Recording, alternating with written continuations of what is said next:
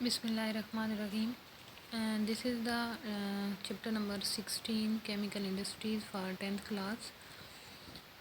In this chapter we can study about the metallurgical operations, make the list of the raw material for Solvay process, and the manufacturing of urea with diagram, and we can define the uses of we can describe the uses of urea and the petroleum and its fractional distillation of petroleum.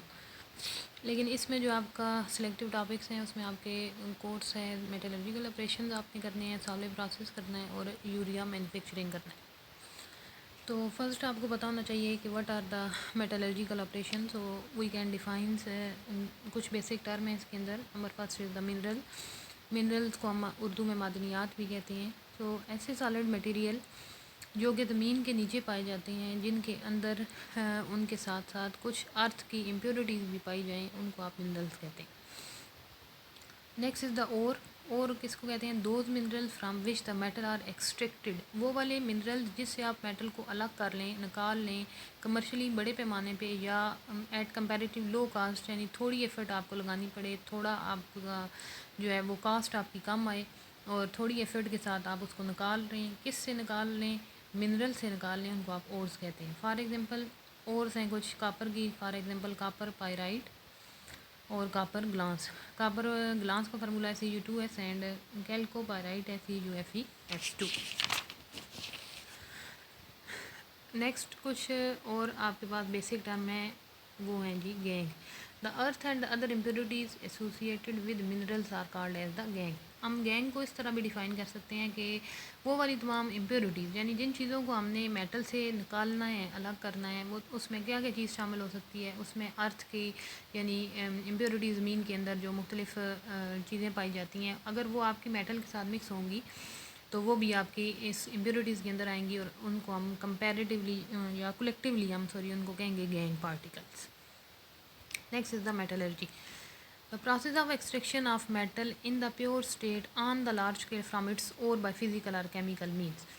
Metallurgy क्या process है? वो वाला process जिसके ज़रिए हमने किसको अलग करना है? मेटल को अलग करना है बड़े पैमाने पे, ऑन द लार्ज स्केल। बड़े पैमाने पे हमने मेटल को उसकी प्योर फॉर्म के अंदर लेके आना है, क्योंकि जब मेटल जो है वो ज़मीन के नीचे पाई जाती है तो ऑफकोर्स उसके साथ उसकी अर्थ इम्प्योरिटीज़ भी पाई जाएंगी, और उस अर्थ इम्प्योरिटीज़ को ख़त्म करने के लिए, मेटल को उसमें से निकालने के लिए हम एक बड़े पैमाने पे जो है वो उसको मुख्तलिफ़ फ़िज़िकल और केमिकल मेथड यूज़ करेंगे और उस मेटल को जो है वो इम्प्योरिटी से अलग करेंगे। तो इस प्रोसेस को आप कहते हैं मेटलर्जी। तो metallurgy involve the 3 basic step. Number first is the concentration of ore, number second is the extraction of metal, and the number third is the refining of metal. So first is the concentration of ore. तो the process of removal of the gangue from the ore is technically known as the concentration, and purified ore is called as the concentrate. दो चीज़ें इसके अंदर मौजूद हैं concentration of ओर के अंदर। कौन सी? के कंसंट्रेशन ऑफ ओर क्या चीज़ है कि वो वाला प्रोसेस जिसके ज़रिए हम गैंग को यानी इम्प्योरिटीज़ को अलग करते हैं। किससे? मेटल की ओर से, यानी मेटल की जो कंबाइंड स्टेट में जो मेटल मौजूद है ज़मीन के नीचे, उसको आप कहते हैं ओर। तो ओर से आपने अलग करना है किसको? गैंग पार्टिकल को, और उस प्रोसेस को आप कहते हैं कंसंट्रेशन ऑफ ओर।